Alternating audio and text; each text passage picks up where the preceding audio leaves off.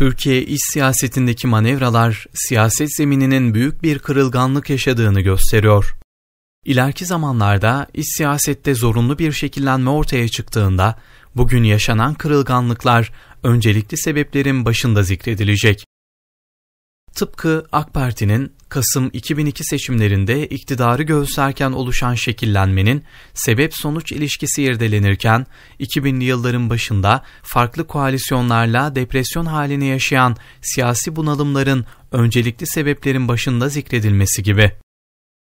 Evvela belirtmek gerekir ki, Türkiye'de siyaset üretmek, siyaset kurumlarını belli bir çizgide veya dengede tutmak, salt siyaset yapan siyasi kurumlarla sınırlı değildir.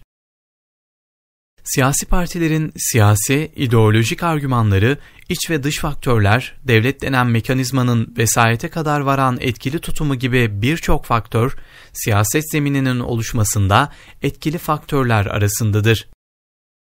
Son süreçte yaşanan küresel ve bölgesel sorunların birçoğuna müdahil olan Türkiye'nin üstesinden gelemediği bazı sorunlarla karşı karşıya kalması, ister istemez iç siyasette de etki etmektedir. Başkanlık sistemiyle beraber seçim sisteminde siyasi partilerin ittifak bloklarına mecbur bırakılması ise farklı bir siyaset tarzını beraberinde getirdiği gibi artı bir oy getirisi olacak en küçük partileri bile kıymetli hale getirmiştir. Yeni sistem her partiyi ittifaklar açısından değerli kılarken devlet nezdinde malum nedenlerden dolayı henüz kriminalize edilmekten kurtulamamış kimi partilere yönelen tutumsa farklı tartışmaları beraberinde getirmektedir. Bunun en canlı örneği de şu sıralar kayyum mekanizmasıyla darbelenen HDP'nin durumu ve bunun HDP-CHP arasında ortaya çıkan ilişki biçimine yansıyan etkisi üzerine yaşanan tartışmalarda görünmektedir. Belediyelere dönük kayyum mekanizması geçtiğimiz dönemde 15 Temmuz ürünü OHAL kaynaklı istisnai bir durum olarak görülürken, yakın zamanda bu mekanizmanın bir kez daha işletilmiş olması mekanizmayı istisnai olmaktan çıkardı mı tartışmalarını da beraberinde getirdi. Devlet bu mekanizmayı işletme gerekçesini terörle mücadele bağlamında değerlendirirken son yerel seçimlerde CHP-HDP arasında yaşanan örtülü ittifakı pekiştirecek sonuçlar ortaya çıkaracak gelişmelerin yaşanması farklı tartışmalara kapı aralamıştır. OHAL döneminde işletilen kayyum mekanizması, çözüm sürecinin bozulması, şiddetli çatışmaların yaşanması, çukur siyasetiyle meskun mahallerin harap olması ve ardından 15 Temmuz darbe girişiminin yaşanmasına müteakiben gerçekleşmişti.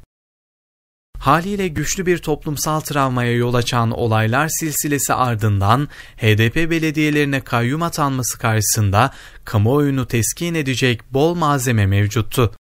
Ancak ikinci kez işletilen kayyum atama sürecinde kayyum mekanizmasının gerekliliğini HDP-PKK ilişkisi klasiği dışında kamuoyu nezdinde haklı çıkaracak görünür sebeplerden yoksun kalması farklı şekillerde yorumlanmayı beraberinde getirdi. HDP'nin içerisindeki Kürt kanat bu adımı Kürtlerin iradesine darbe olarak değerlendirirken, Türk kanatsa bu adımı halkların iradesine darbe şeklinde yorumlamayı tercih etti. İktidarda olması ve son süreçte olumlu ya da olumsuz tüm devlet politikalarının asıl yürütücüsü olarak göründüğü için son kayyum atamalarında AK Parti tüm tepki ve eleştirilerin merkezi haline dönüşürken seçimlerde dengeleri etkilemek adına da olsa HDP'ye sahip çıkıp hamilik pozisyonu takınması HDP seçmeni açısından en kazançlı parti olarak CHP'yi öne çıkarmıştır. Ama bu tutum batıda CHP tabanını oluşturan önemli orandaki ulusalcı kesimin CHP'ye yönelik tutumuna ne şekilde yansıyacağı da önem arz etmektedir. Tartışmalı adımlar atılırken alışılagelen bir kural olarak önce medya üzerinden servis edilen haberlerle, sonra bunu takip eden farklı uygulamalarla kabule hazır bir toplumsal psikolojik altyapının temelleri atılır ve kamuoyu nezdinde bir algı oluşturulur. Kamuoyunda oluşturulmak istenen algı belli bir kıvama getirildiğinde de atılması öngörülen adımlar atılır. Bu yöntem hem devlet hem de hükümet açısından olmazlar arasındadır. Ancak son kayyum sürecinde alışılagelen bu kuralın göz ardı edilmesi ve CHP'nin HDP seçmeni açısından Nuh'un gemisi haline dönüşmesi bir takım komplo teorilerini de beraberinde getirmiştir. Son yerel seçimlerde birçok ilde CHP ile HDP arasında seçim ittifakının yaşanması sır değildir. Tekrarlanan İstanbul seçimlerinde ise bu ilişki tipik bir ittifaka dönüştü. Bunu ısınma hareketleri babından değerlendirsek bile kayyum öncesi meşhur hanımlar toplantısı her ne kadar siyasetten uzak, insani bir toplantı olarak lanse edildiyse de son yaşananlar bunun yeni bir zemin için oluşturulmuş PR operasyonu olduğunu göstermektedir. Ardından gerekçesi oluşturulmadan işletilen kayyum mekanizması ve parti olarak CHP ile imaj uzmanlarının yeni ürünü Ekrem İmamoğlu'nun Kürtleri kurtaran adam modunda sahne alması birbirlerini tamamlayan zincirin halkaları gibi durmaktadır. Kayyum mekanizması sonrası HDP seçmeni ve etkileyebildikleri değişken tercihli Kürt seçmen arasında AK Parti kötülerin kötüsü imajına bürünürken CHP ve İmamoğlu iyilerin iyisi imajına kavuşmuş durumdadır. Burada akıllara şu sorular gelmektedir. HDP seçmenini bir tarafa bırakırsak bile etkilenen konumdaki değişken tercihli Kürt seçmenini AK Parti neden kendinden uzaklaştırsın? Kazanabileceği değişken tercihli Kürt seçmenini artı bir oyun bile değerli olduğu yeni sistemde neden HDP üzerinden CHP'ye kaptırsın? HDP seçmeni nezdinde Nuh'un gemisine dönüşen CHP ve İmamoğlu'nun bölgeye dadanması karşısında AK Parti cephesinde önemli oranda bir sükunetin hakim olması nasıl izah edilebilir? Açıkçası bu sorular şimdilik cevap bekleyen önemli sorular olarak önümüzde durmaktadır. İlk etapta oluşan manzara şu şekilde. AK Parti hükümeti eliyle belediyeler üzerinden HDP itiliyor, CHP ise dost rolüne bürünüyor. Yeni imaj çalışmasıyla mensup olduğu partisi ve liderinin önüne geçen İmamoğlu, Robin Hood edasıyla Diyarbakır'a gelip bu iş tamam, her şey kontrol altında mesajı veriyor. Önce HDP'lilerle kucaklaşıyor, sonra HDP yöneticilerini kamuoyu önünde Atatürk'le kucaklaştırıyor. Bunun nasıl bir anlamı vardır tartışılabilir. Ancak bu taktik çobanların sürülerine dadanan kurtları avlama taktiğini andırıyor. Belgesel programlarında izleyeniniz olmuştur herhalde. Sürülere dadanan kurtla tek başına baş edemeyen çobanlar bir araya gelerek ortak akıl ürünü bir taktik belirliyorlar. Kurdu vuracak keskin nişancı pusuya yatarken diğer çobanlar yerini belirledikleri kurdu yarım daire şeklinde çembere alıyorlar. Sonra gürültü çıkararak kurdu hep birlikte kurulmuş pusuya doğru sürüklüyorlar.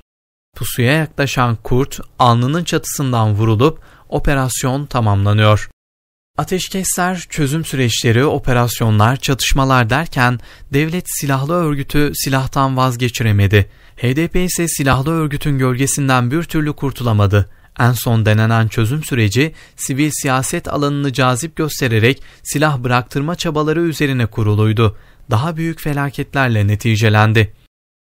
Siyasi kanatta bir türlü havariliğini yaptığı demokratik siyaset zeminine yaklaşamadı. Devlet uygulamalarıyla bütünleşen vesayet sistemi bu kez silahlı örgütün namluları arasında başka bir vesayetin kapısını araladı. Bu durumda devlet açısından bakılınca çobanların bir araya gelerek kurdu bir şekilde paketlemesi gerektiği şeklinde bir sonuç ortaya çıkarmaktadır. Devletle bütünleşen AK Parti kovalıyor, CHP ise yakalıyor havası esiyor gibi. Kısa süre içerisinde yaşanan bu döngü HDP ile CHP'nin ittifakını kaçınılmaz kılıyor. Silahlı örgütün sınırlar içerisinde önemli oranda geriletildiği şu dönemde devletten kayyum sistemiyle HDP'ye verilen açık bir mesaj vardır ve sen artık bu şekilde siyaset yapamazsın deniliyor.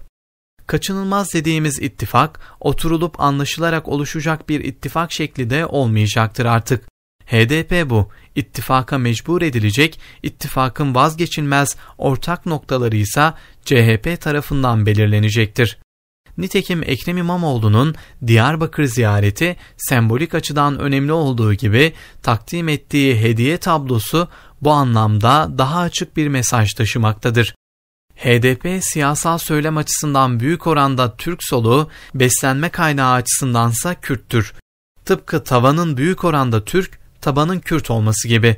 İmamoğlu'nun ziyarette mağdur olmuş bir yönetime Atatürk portresi takdim etmesi, CHP ile ittifaka mecbur bırakılan HDP ile kurulacak ittifakın ideolojik zemininin çerçevesini çizmektedir. Hükümet HDP'ye tazyik derecesini arttırdıkça HDP kronik tabanıyla beraber daha fazla CHP'ye yaklaşmaktadır. Şimdilik uygulanan formül budur ve bu formülün değişken tercihli HDP seçmeni üzerindeki etkisini gözlemlemeyi gerektirmektedir. Neticede HDP özellikle Cumhuriyet dönemi boyunca Kürtlere reva görülen ötekileştirici politikalar ve yaşanan mağduriyetler üzerinden mesafe kat etmektedir. Cumhuriyet'in ilk yıllarında Dersim'den Şehzade, Zilan'dan Koçgiri'ye yaşanan ve Kürt toplumunun hafızasında halen duran meşhur katliamlar silsilesi, CHP'nin üzerinde konumladığı mirasın ürünüdür. Bu ürün şu anda ortak payda olarak HDP'nin önüne konulmakta ve taban açısından sorun teşkil etmeyecek olan bu durumun tabandaki yansımaları zaman içerisinde gözlemlenmeyi hak etmektedir.